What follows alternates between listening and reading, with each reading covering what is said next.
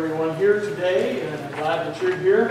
And I know some of you are back from up north, and it's good to have you back. And this is that time of year, isn't it? For all of us that have lived here year-round, that all of a sudden the roads get a little more crowded, and the restaurants get a little more crowded, and things like that. But it's a good thing. Because also what happens this time of year is that you have new people come back to this community. You have people that maybe for the first time have moved to Bonita Springs. And one of the things that I've noticed is an interesting thing over the years is when it comes to church, a phenomenon has happened that some church growth experts call church shopping. Okay? Now, you know what that is, and I know what it is. And I've actually had people say as they come to church, well, we're just shopping around. And I think it's interesting that they're shopping, kind of like they're looking for a new car, all right? You know, they want to see what fits them, what options that are there that they like, that fit into what they like, and all of these things.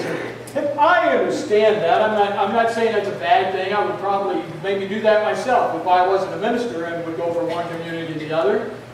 But it's something that everybody seems to have their own standards. They're looking for this, they're looking for that. So over the years I've heard all these things. So today I decided I'm going to make it easy. I put together a church shopping list, all right? And I was going to put it in the bulletin, but I was afraid that people might really use it. But I thought I'd go over it for you today, all right? So a couple things. Sometimes the size of the church makes a difference. And here's some options. I like it small so that I can know everyone and everyone can know me. Or I like it medium so that I don't have to like everyone, but there are enough people for me to choose the ones I want to like, right? Or number three, I like a large church because it can offer a lot of things that I don't feel lost. Or number four, I like a mega church because everyone is impressed when I tell them where I go to church at. You know, so size of the church sometimes makes a difference. Another thing that always makes a difference is worship styles. A lot of variety here. I thought I was at a rock concert. I thought I was at a funeral. It was too loud. It was not loud enough. Didn't know any of the songs. I knew all the songs. Had to stand too much. Didn't get to stand enough. Not enough use of media. Too much use of media. Thought I was at a Broadway musical. Felt like I was at a karaoke bar. Somewhere, you know, you get all these different opinions. I like this, I didn't like that. On worship style, well, there's always the preacher. You can't let that go. Well, the message was based on the Bible. The message never even made reference to the Bible. The sermon was too short. I don't hear that very often. By the time I got my Bible open and found the verse, he was closing in prayer. Or the sermon was too long. I took a half-hour nap, and when I woke up, he was still on point one. You know? Or someone should have told the preacher he should have been a plumber. You know, maybe that's an option. Yeah. So the preacher makes a difference. Another thing is church facilities seem to make a difference. Comfort of the seat or pews. I felt like I was sitting on a cold concrete block. I was so comfortable I fell asleep where it was just right, just like Baby Bear's chair. Or parking, I had no idea where to park. Or I felt like I was at Disney World. You know, they have all these things. Appearance of the building, wasn't sure if the building had been painted or washed since 1958. Or the gold-plated toilets and diamond-studded faucet handles were just a little much. Or I felt just enough. Well, whether you've ever written them down or not, you've made up your own list somewhere along the way. You've gone through all these things. And we have these things in our mind about what we like and what we don't like. But have you ever asked the question, I wonder what Jesus likes? I wonder what Jesus looks for. If Jesus were church shopping today, what would it be that he would have in mind? What would it be that he would point out, that he would say, this is really important, this not so important, and this area is a real problem? Well, we really don't have to guess about that.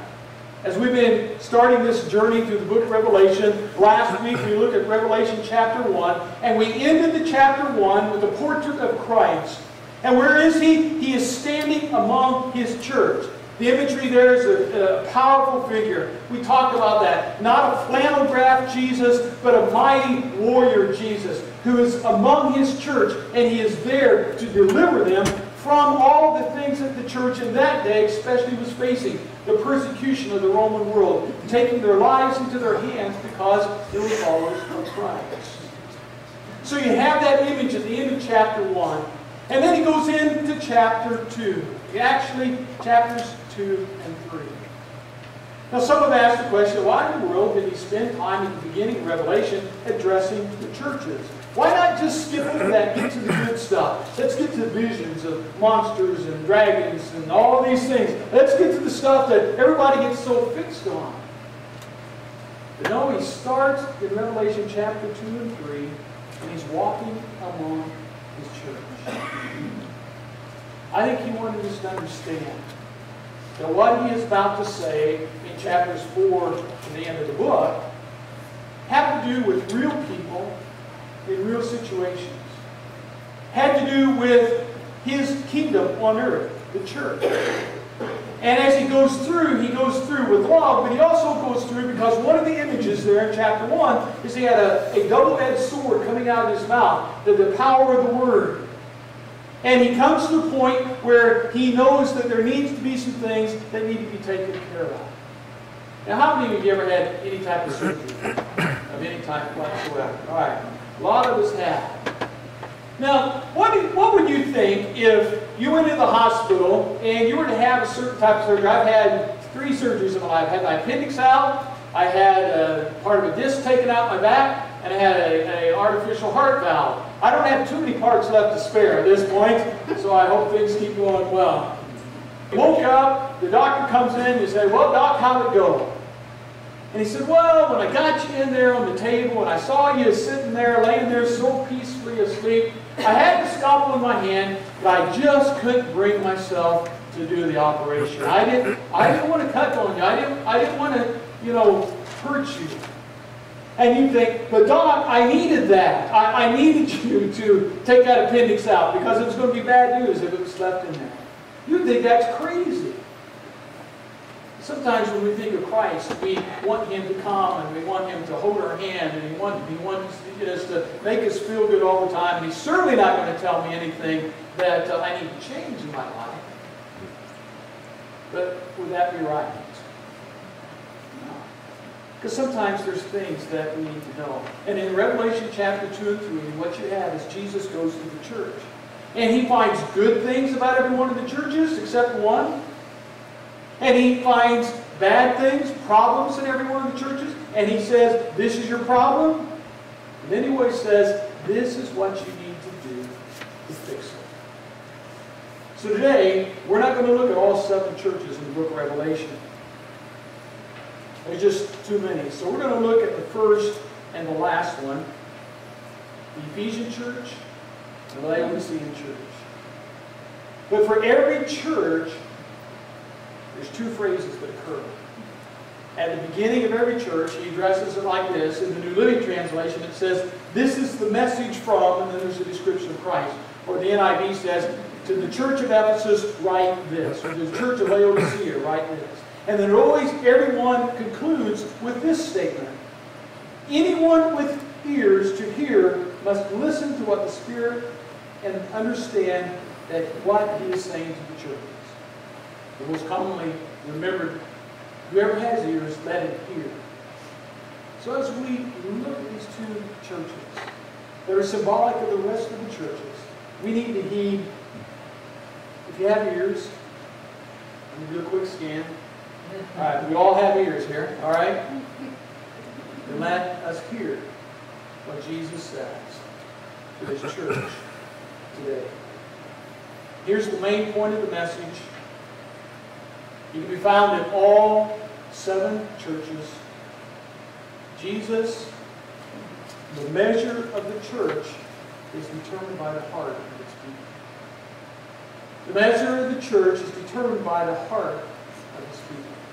Let's look at 2 examples and see how that goes. Revelation chapter 2, the church of Ephesus, we find these words, starting in verse 1. Write this letter to the angel of the church in Ephesus.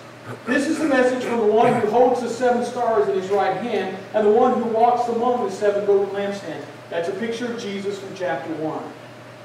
I know all the things you do. I have seen your hard work and your patient endurance. I know you don't tolerate evil people. You have examined the claims of those who say they are apostles but are not. You have discovered they are liars. You have patiently suffered for me without quitting. Those are good things. And Jesus looks at the church of Ephesus and says, you're doing a great job. You're hanging in there when times are tough. You're looking at things that need to be taken care of. But then verse 4, he says this. But I have this complaint against you. You don't love me or each other as you did at first. Some translations say, you've lost your first love. And look at the church of Laodicea, chapter 3, verses 14 through 17, he says this. To the angel of the church in Laodicea, these things are the words of the Amen, the faithful and true witness, the ruler of God's creation. That's the description of Christ. I know your deeds, that you are neither hot nor cold. I wish you were either one or the other. So because you are lukewarm, neither hot nor cold, I am about to spit you out of my mouth. You say, I am rich, I have acquired wealth, and do not need a thing, but you do not realize that you are wretched, pitiful, poor, blind, and naked. So the church of Laodicea is the only church of the 7 churches of Revelation where Christ does not find anything good to say about them. Every other one, there's something positive to say. Laodicea doesn't seem to be that way. But one thing he does not mention, that he mentions in almost every one of the churches, is having something to do with doctrine. What they believe, or what they're tolerating, or what they're putting up with false doctrine. So it's interesting that there's nothing doctrinally wrong with the church of Laodicea. The church of Ephesus, he says, you've done good. You've been doctrinally pure. You know all the things, that you're not putting up with false teaching. But for both churches, if I had to summarize it, his message would be this. They were doctrinally pure, but relationally weak. They were doctrinally pure, but they were relationally weak. You see, the measure of the church is determined by the heart of its people. And as Jesus walks through his church, he looks at hearts. He looks at your heart. He looks at my heart. Jesus commends Ephesus for not putting up with false teaching. But he does say, oh yeah, there's one thing. You've lost your first love. And Laodicea, there's just one thing. I know your deeds. And you're neither hot nor cold. You're just lukewarm. Relationships, do they make a difference? Yeah, they do, don't they? All of us have different types of relationships. And relationships, if you caught it there in the Ephesian letter, what he says you have forgotten, you don't love me, and then he adds, and others like you did at one time. Somewhere they lost their relationship with God, somewhere they weren't loving the way they should, somewhere in Laodicea they just lost their passion. That can happen to organizations. That's not unique to churches. There are groups of teams, sports teams, that's throughout some. I see Robert sitting back there, so this is especially for him. Remember when the Dallas Cowboys were America's team? They still are. They're on the top of the football world. Super Bowl champs. Still have one of the nicest stadiums in the NFL. I'd have to give credit for that. But somewhere along the way, they are not what they used to be. When computers started to really become the major thing in America, what company was it that was known for all their computers? IBM. People mention computers today, who they're going to think of? Apple. Somewhere along the way, IBM had lost sight of some of the early things, their early passion. Maybe it was their mission or whatever it is. And you can go right down the list, and there's all kinds of examples in business of businesses along the way that just somewhere lost their first love. What happens in the church. And to understand it better, we need to maybe look at some of the background. That's a great thing about these churches in Revelation. You can do some study and you find that there's some amazing background. And when you begin to understand, this is key to interpreting Revelation, when you begin to understand the context of the first century setting, then a lot of these things that are being said make so much more sense. For example, in the book of, for Ephesians, we need to know some things about Ephesus. One, it was the fourth largest city in the Roman world. It was a center of education. Got a couple of pictures up here. Rocky and Debbie Mary just got back from a cruise several weeks ago. And this is Ephesus, the ancient city of Ephesus. Up in the upper right-hand corner is the picture of the library. That was kind of the center of town. And that's the front, is all that's left of that. And the bottom left-hand picture, what you'll see the library down there. See where all the people are walking? That was kind of like a mall, okay? And it was a city of commerce. It was a center of activity. They had a harbor where merchants would bring their stuff in. It was on the trade routes to the east. It was a thriving metropolis, the fourth largest city in the Roman Empire. It was also a city that was a cultural center. Next picture is a picture of a theater in Ephesus, which seat 25,000 people. And they would have productions there and all this stuff going on. In the book of Acts, if you read the book of Acts, Paul found himself in trouble at Ephesus because he stopped. There were so many people becoming Christians that the merchants had sold these little idols to the false god or the god Demetrius or the love goddess, that he was causing an uproar, and they brought Paul into the amphitheater, the text says, and that could be where the Apostle Paul stood when he was being accused of preaching the gospel and causing an uproar in the city. It was quite a prestigious place. The church of Ephesus itself, from a Christian standpoint, had some of the biggies in the brotherhood that resided there. The Apostle Paul lived in Ephesus, we know, for at least 2 years. They think that the Apostle John, who wrote Revelation, also lived in Ephesus longer than any other place. And remember when Jesus was on the cross, he looked down and he saw John there, and next to John was his mother. And he said, "This is your daughter," or "This is your mother, and this is your son." And tradition says that Mary went back to Ephesus and lived there also. So they were a church that had the Apostle Paul, the Apostle John, and Mary, the mother of Jesus. Can you imagine the type of leadership conference that church could hold, you know? Well, who's your speaker today? Well, we have the Apostle Paul. He'll be talking on church planting, okay? And we have the Apostle John. He's going to be talking about having a real relationship with Jesus, all right? And then we have Mary, the mother of Jesus. She's going to be doing our parenting seminar, topic, how to raise a perfect child, all right? So, it was quite a church that had quite a background. It had a natural harbor. What was interesting is that harbor began to fill in with silt. And the city of Ephesus didn't take really any notice of it. They became apathetic because they were so self-reliant. They had so many good things going for them. They pretty much got complacent, fat, and lazy, and sat there, and that harbor filled in, and the city eventually died, literally, out of existence.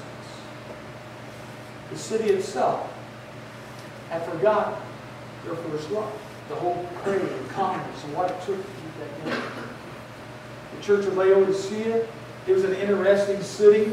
These 7 churches, by the way, were part of a mail carrier route of Rome. The 7 churches are a circle. If you look on the east coast and the west coast of what is now Turkey, they were just in a circular mail route on the Roman road. The church of Laodicea was a church that was known for its aqueduct system. They didn't have any natural springs where they were, so they built an aqueduct 5 miles up into the hills, and they brought in hot spring water from the hills.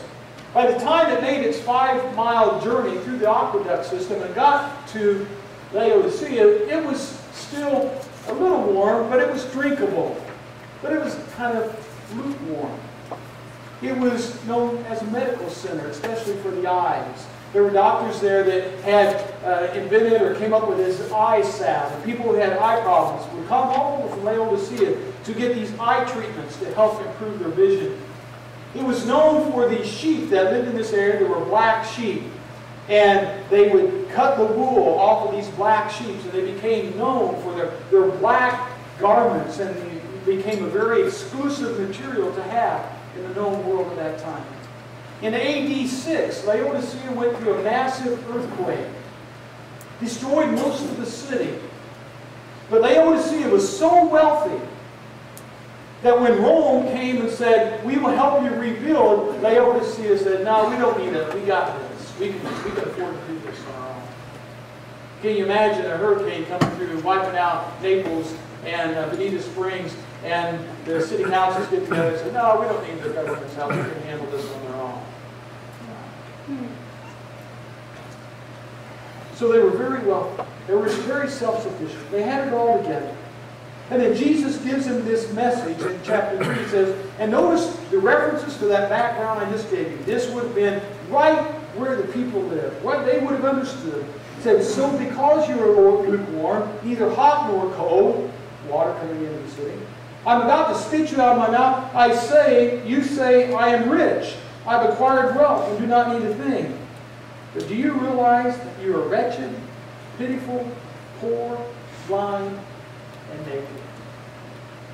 Cut right to the heart of everything they depend on. He said there's more. The culture lost its influence in the church. Where it had its influence in the church, and the church had lost its influence over the culture. You see, when Jesus walks among His church, He looks at more than the sanctuary. He looks at more than the building, the seats, the preacher, and all those other things that we might look at. He looks at our hearts. And He says, I want to be number one. Being number one is important. What do you think the reaction would be if I come up to Judy this week and say, honey, I love you. I just want you to know, when it comes to women, you're on my top 5 list.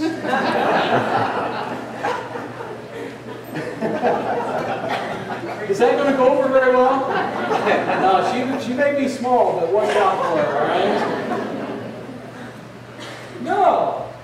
She's number one. She's number one on the list. That's the way it should be. And Jesus, he looks at Laodicea, he looks at Ephesus, and he looks at us, and he says, I don't want you to be apathetic. I don't want you to be self-sufficient. I don't want to think that you've got it all under control and you can do it all yourself. So you do some great things. You're doctrinally sound. You're great people, all these things. But there's this one thing I have. You've lost your first love. Verse 5, he gives the plan to fix it. He says, turn back to me and do the works you did at first.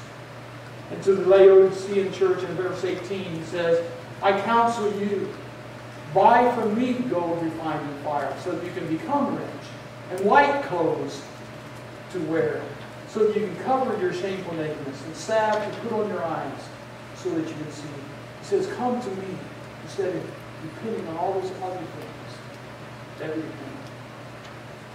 And I've talked to a lot of different people over the years, and most people, not all, but many, many people you talk to, they'll have some recollection of going to church as a child.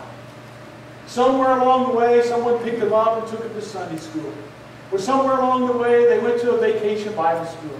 And many times they say, yeah, my grandmother always took me to church. My mom and dad always took me to church. And somewhere along the way, you know, they kind of wandered away from that.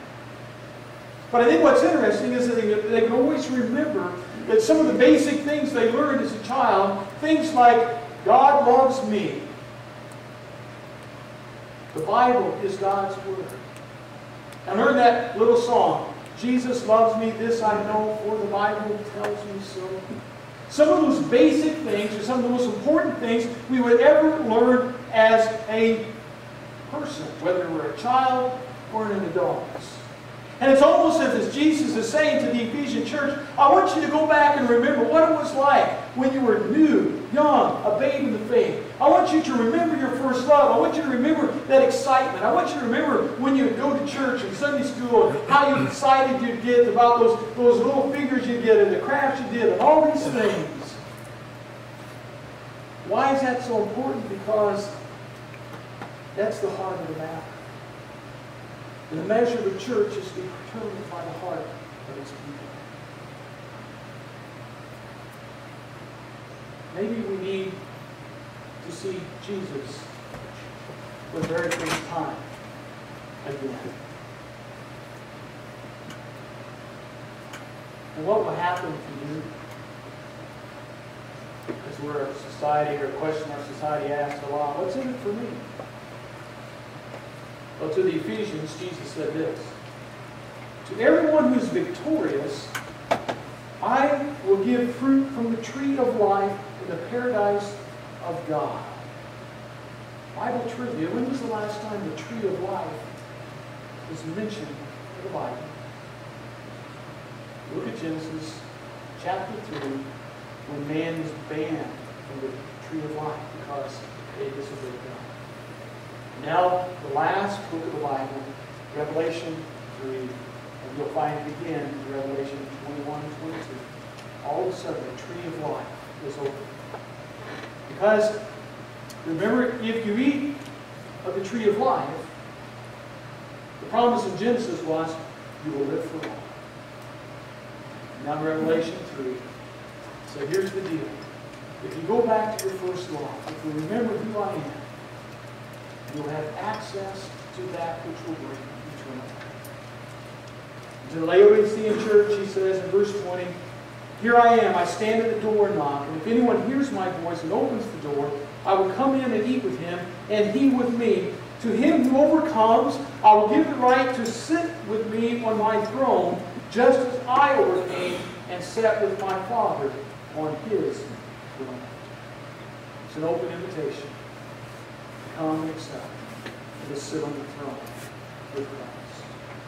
I want to challenge you to do something the rest of this week.